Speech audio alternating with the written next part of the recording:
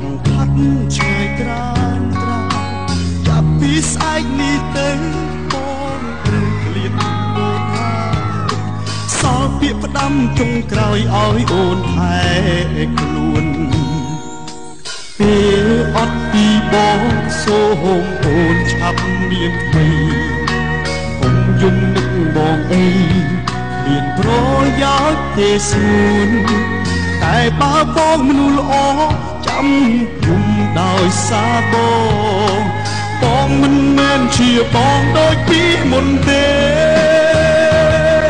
បងខំដែលហ៊ានចាកចេញពីជីវិតបង